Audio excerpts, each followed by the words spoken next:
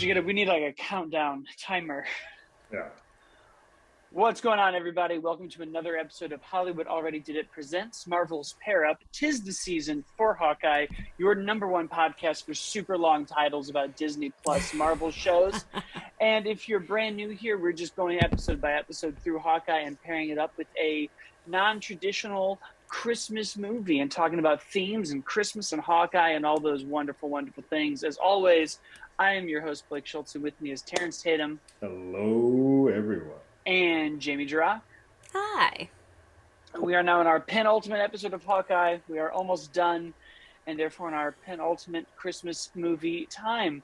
What did you guys think of episode 5 of Hawkeye? Oh, well, I loved it. It's, I think, my second favorite. The third episode's still my favorite. But that Yelena Kate scene was amazing. The big reveal at the end, even though we kind of knew it was coming, was still very exciting. I love where it's all headed. I think I feel good about there only being one episode left. I think it's enough time. I think it's going to wrap up nicely, and I'm jazzed. Yeah. Look. Give me more Yelena. I'm in for it all the time. That scene was fantastic. I could just watch the two, Kate and Yelena, just talking for like another 20 minutes, and I would have been perfectly fine with this episode. So for me, this was a really strong episode. Again, like Jamie said, we sort of had seen the writing on the wall for both the reveal and sort of Bishop's mom being a part of all of that. Like all of that was, but it didn't detract or take anything away from the episode or what I wanted. What it did though was set up that now I don't know what the hell's about to happen. Like in this final episode, I'm kind of like, oh, well, you've laid out all the cards that I knew that you had. Surprised me. So I really dug this episode as a build-up. It's probably my favorite of all the episodes that have been the penultimate. I think this handles the best. WandaVision probably was right there with it, but I didn't like the setup episodes for both Loki or Falcon, so this is a much better way of doing that.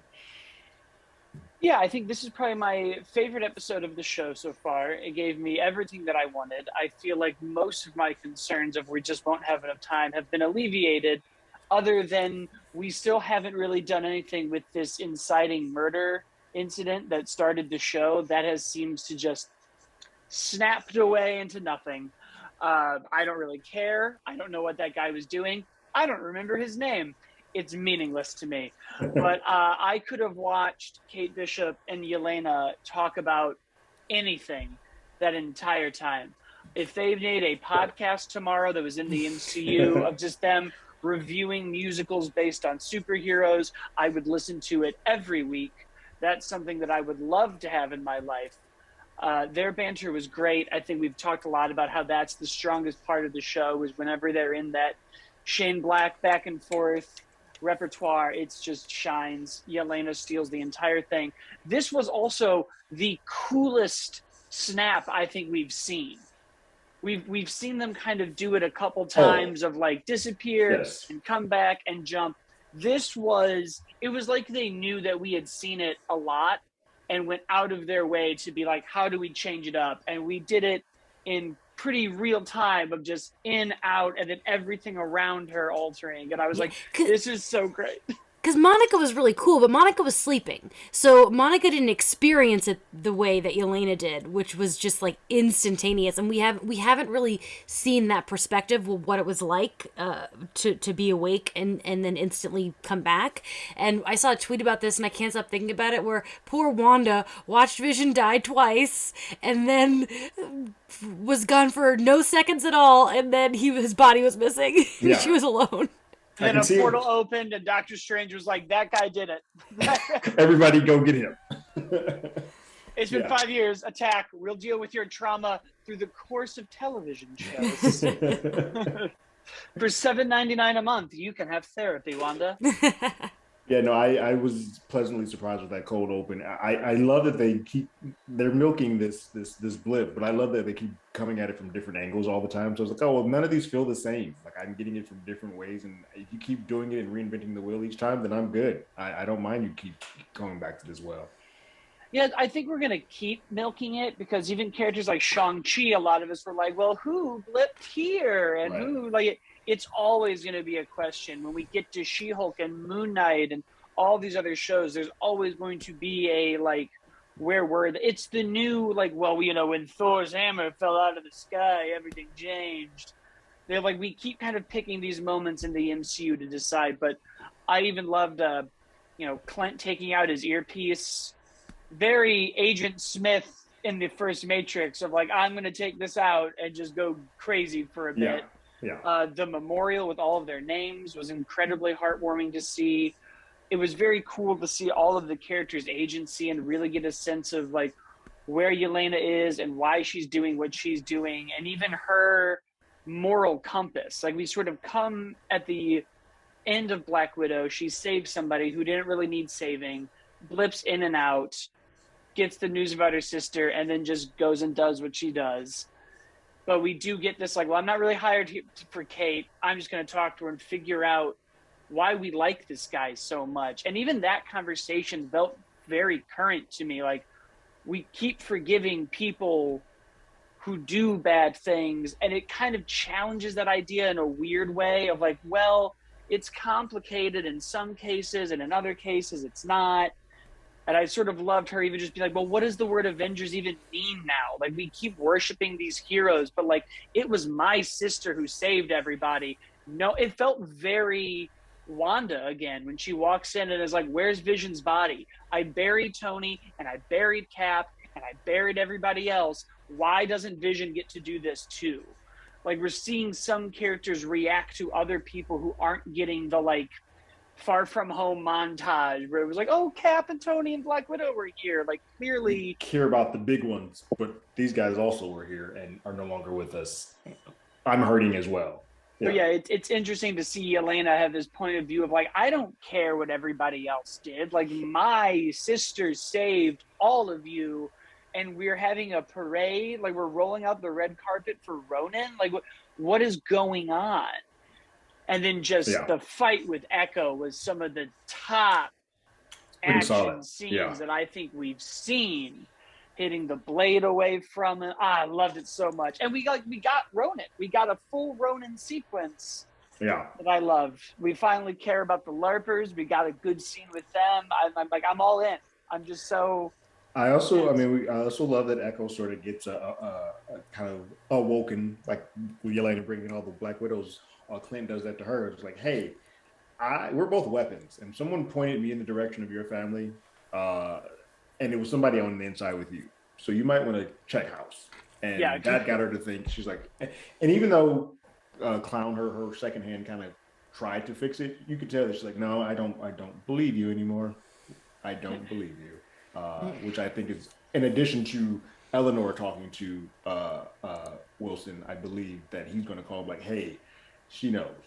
And that's when he's going to start. Oh, yeah, there's no way that we're not about to have some Kingpin reveal, and whether that all gets solved here or leads into Echo, which I'm really hoping becomes a Daredevil, Kingpin, Echo, and Kate Bishop show. I have a feeling that title might change, I think the title will be the same, and I think it will be Echo's show. They'll all be in there. But I think Daredevil will play a role. I don't think you can... Because I know they also said, like, next week we're going to find out if Daredevil's canon or if these are variants. I'm like, well, that's even more exciting, because if it's canon, you can't do a Kingpin story without Daredevil. You just can't do it. I didn't know that's going to be confirmed for sure. That's what I saw, and like, who knows? People say things in interviews now. Bert and Birdie, the directors, said that like that answer, because someone asked him, was like, "Are these the canon Wilson?" And they were like, "You'll get that answer." Okay, cool. Yeah. Which of course will then make everything else canon. Yes. Which is also just wonderful. Then all we need is Agents of S.H.I.E.L.D. to get confirmed. Fold that in there too. And then we're good. Then everything's home. We've done it. We've negotiated.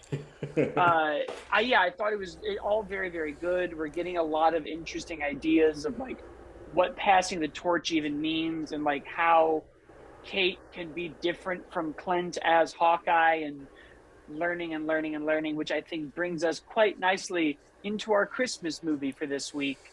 A movie I've just now seen for the first time that is not in the same vein as our action movies, although there's a lot of good action in it. There's a lot of action. Because apparently this is just what Sony Animation does.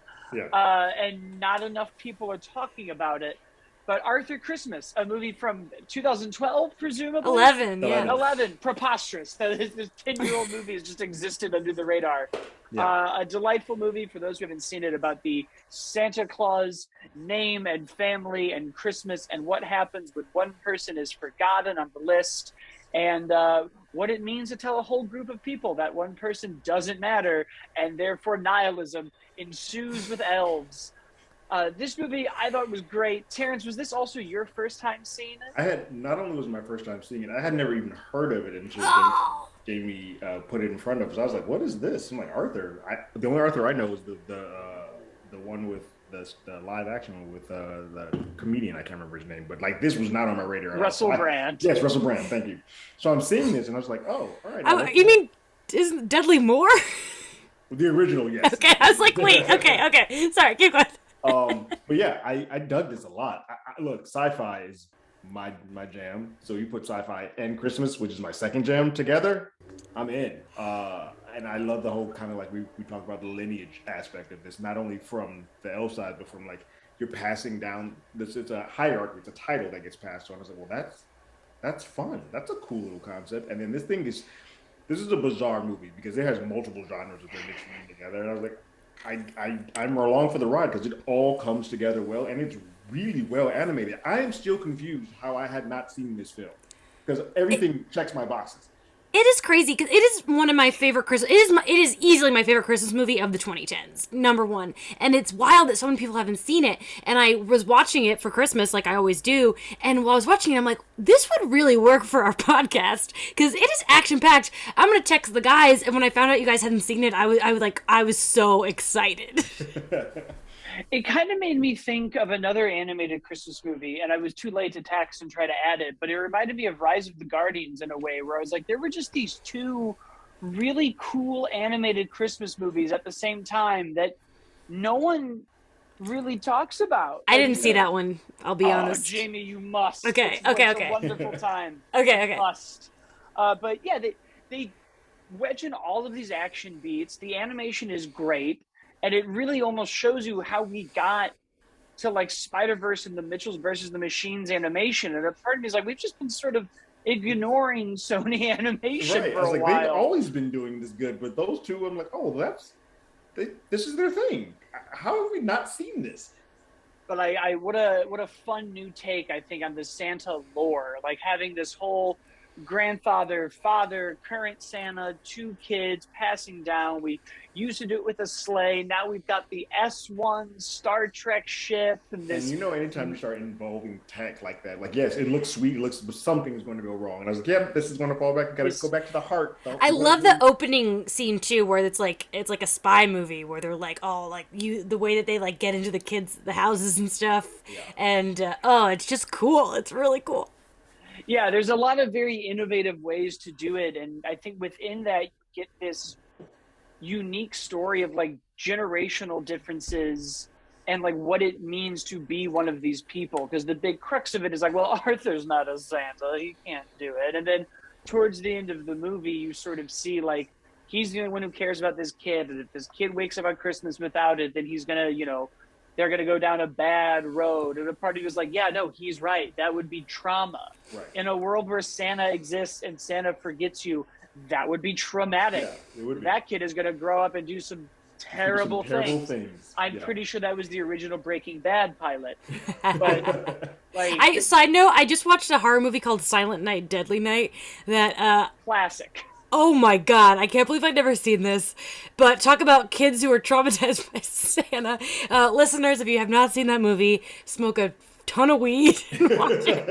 It is insane. Is it a Christmas classic? A must-see, really. Yeah. But it's interesting because the whole time we were like, I don't know if it'll fit as well. And I was like, I actually sort of think it does. And before we get into that, this is, I think, the most obvious It's a Christmas movie we've done in the spirit of that debates. It's deep in Christmas lore, which is a weird thing to say because Christmas lore is all fake and made up. Like, you go back to Rudolph the Red-Nosed Reindeer, a song that is the first reindeer-based song, and is like, you already know these other 12 reindeer. but do you recall the most famous one? And Which would be like no if I one's- called Terrence and I was like, Terrence, you know Pippen and Rodman, but do you recall the most famous Chicago Bull? You would be like, first of all, I don't need to recall the most famous one.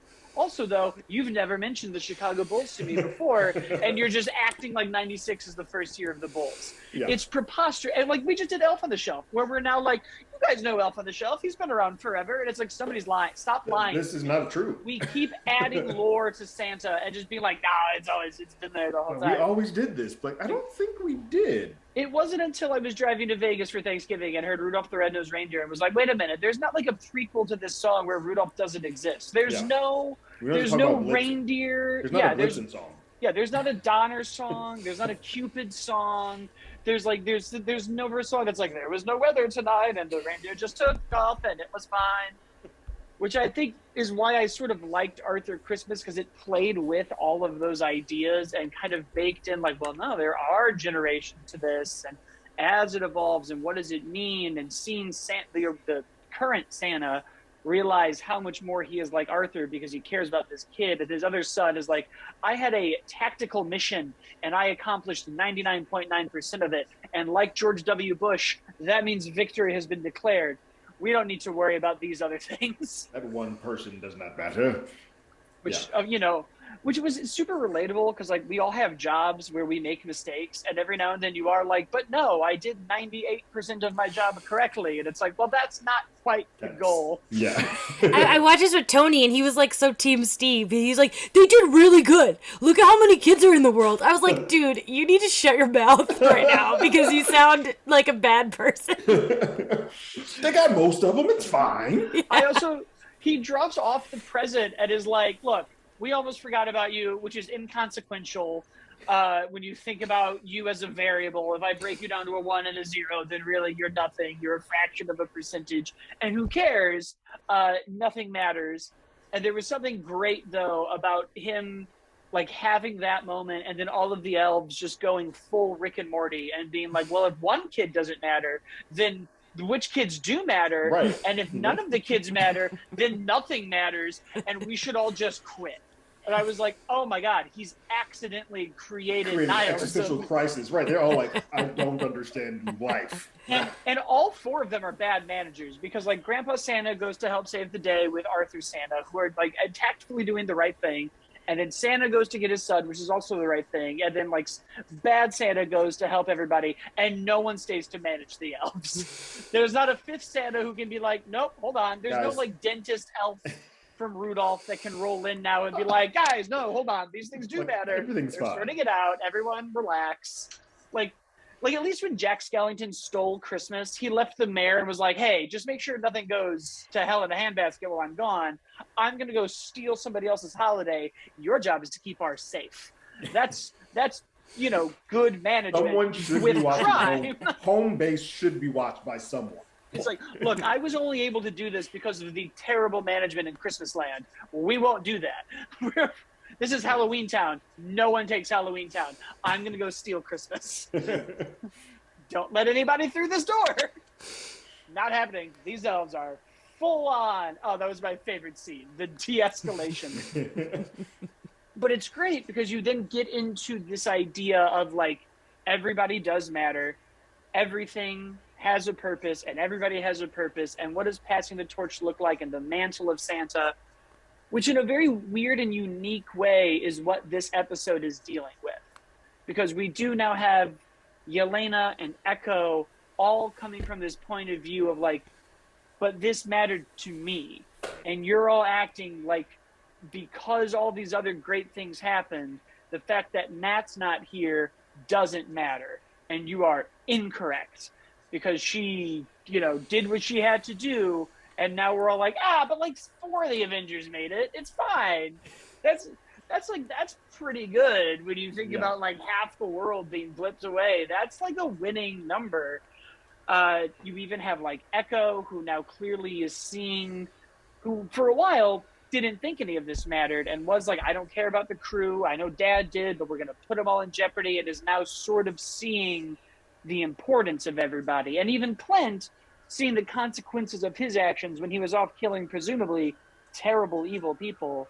is still kind of getting this like, oh no, every choice and action has a reaction and matters, which is important on Christmas. Yeah, it's interesting. I don't know how it's going to become along, but like it's clear that Clint knows Wilson because he keeps like he's afraid anytime he talks about his name. Is his The big big name. guy. I'm wondering if Wilson is the one who put him up into Ronin mode. I think Ronin was definitely hired by Kingpin. I think so too. Once. Basically, like he Yeah. used Ronin's anger, or he used Clint's anger to like kill these people, but also levy out the playing field that I can kind of get rid of all the people. That Now, I don't think he would have hired him for every job, but I'm sure some jobs. Yeah. We don't really know, because so much of Wilson Fisk in at least season 1 of Daredevil is that he thinks he's a good person. If you go back to his Good Samaritan speech, it's all like, I thought I was doing everything for this city. It wouldn't be out of line to assume that in a blipped world, if he survived, he somehow was like, I'm going to now still clean up the city. I'm going to adjust this. Yeah. I'm going to do it my way, which is generally through murder. Like, I would not be surprised if at some point he was like, the Ronin? Ooh, call that guy. I've got some people to kill. There are some people you can take out. And I think that is going to eventually, like, that's a part of this whole, like, yeah, I have sins. I have blood on my hands. And so it is very difficult a lot of times for people to be like, see the good in person, because what has hurt, like Yelena's lost her sister. So however much good that Clint has done, it's irrelevant to her because the person that she cares the most for is gone. Same with Echo. She's like, I don't care that you're an Avenger. I don't care about any of that. There's a big difference, though, that I hope is addressed, and it's that Clint literally murdered Echo's father, and he tried to save Natasha. I mean, but then the thing is, like, I don't see him fully explaining it to Elena. I think he's just gonna agree with her that he killed Natasha because he does feel guilt for that.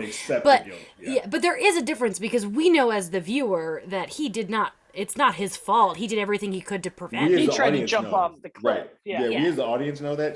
Yelena doesn't, and I don't know if he's ever going to get to a point where exactly. I can't imagine him pleading his case to her because I feel like because he feels so guilty about it, he's just going to be like, "It's my fault."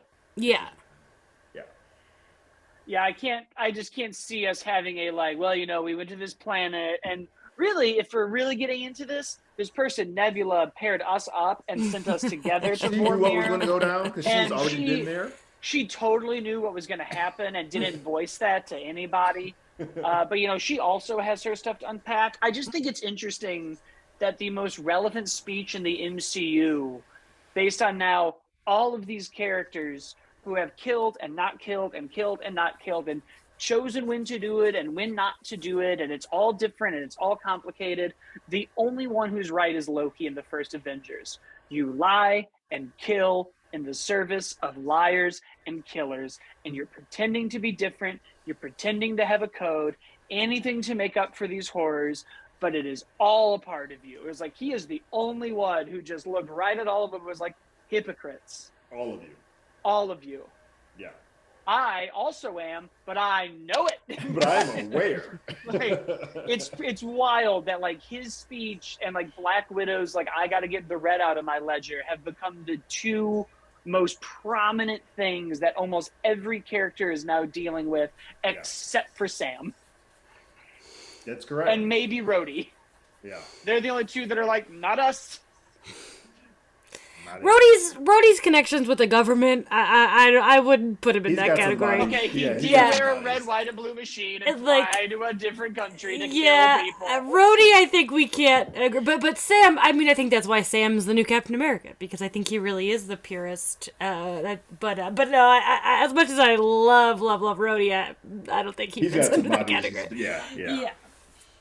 No, he's way too in service of the government.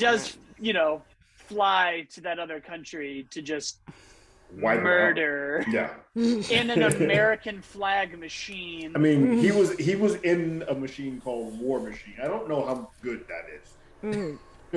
What are we going to call it? The Peace Rock? That's just not... Iron Patriot! I watched Civil War yesterday, and it struck me. It is interesting how after everything that goes down, Rhodey does say at the end, he's like, I still believe in the Accords. And because he's very pro-government. Yeah, and that was him after losing his spine. So he's like, I'm still in it. I like this. No, it isn't until Infinity War when he's like, they're only villains because you chose to call them that. I was like, oh yeah, he's just been sitting here discussing philosophy with Vision for years. That's all he's had to do. Yeah, he can't go anywhere. He's just here. It's like, words are all made up and it's all a construct, Ross. I've been sitting here with this robot with a stone in his head, and he's got some pretty interesting literature that you should hear him out. Nothing matters. Everything is meaningless. Arthur Christmas was right. Words are just what we decide. Tomorrow, if we want to call him a hero or a villain, it doesn't matter. Yeah. Everyone live your lives.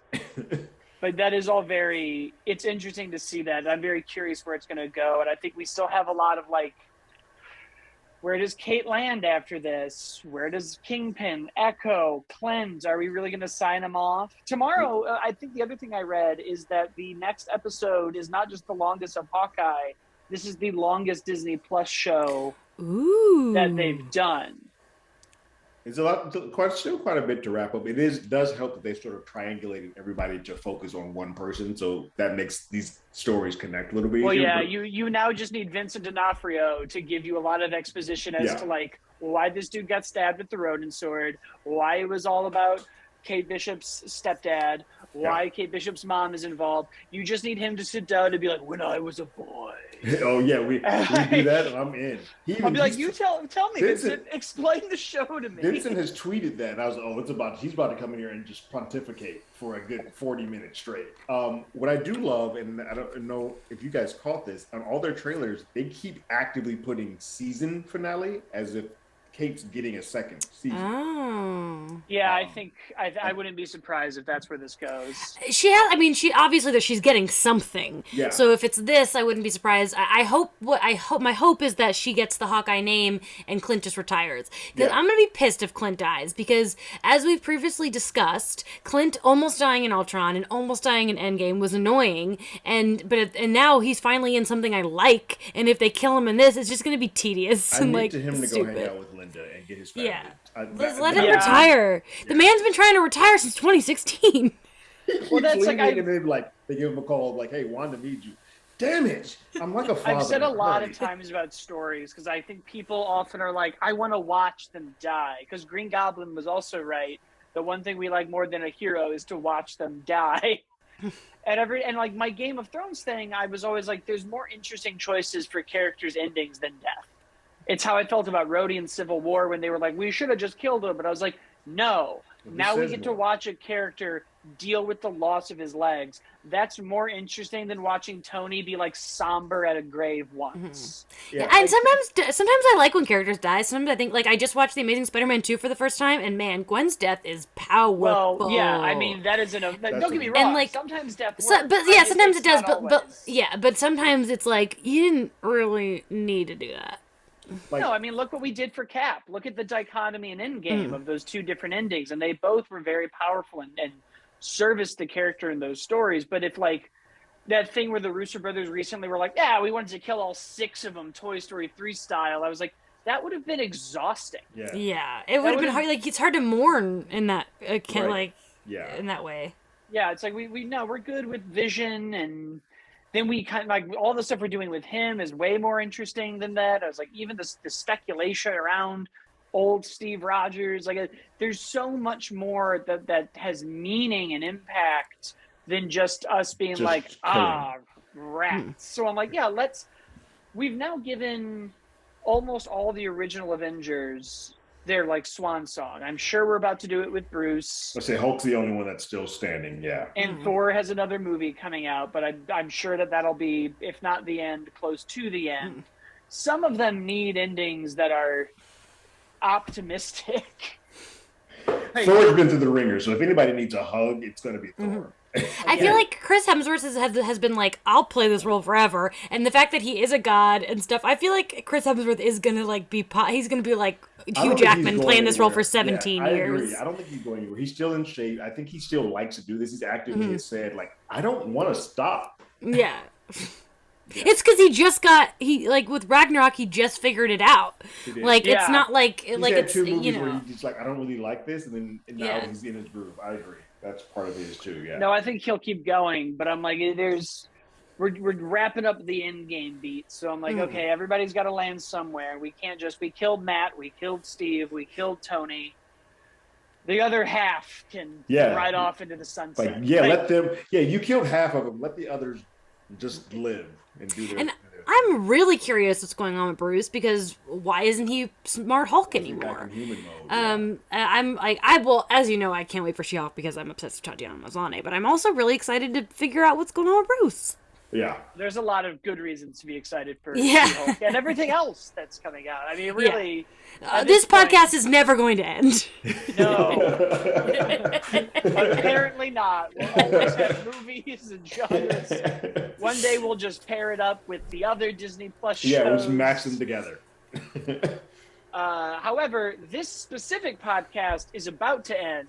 So thank you for listening and watching. You can leave us a comment. You can leave us a review. You can follow us on Hollywood ADI on Twitter and Instagram. I'm at, as always, Blake. Jamie is at Jamie Cinemax. Terrence is at Terrence Tatum. We, of course, have our main Hollywood Already Did It podcast about reboots, remakes, and sequels and why we keep doing that. There's You Can't Do That Anymore, about movies that you might not be able to make nowadays. Jamie is on Phase Zero at comicbook.com, where you can also read all of her reviews and articles. And Terrence does all the other stuff on our YouTube channel, trailer reactions, television show reviews, Chucky and Dexter. Chucky, which is done, but I think Dexter has 1 or 2 more left in it. And that's all she wrote. We'll see you guys next week. Die Hard! Die Hard. Yippee-ki-yay. And I'm sure that it will be released after Christmas, unless we want to be insane capitalists. And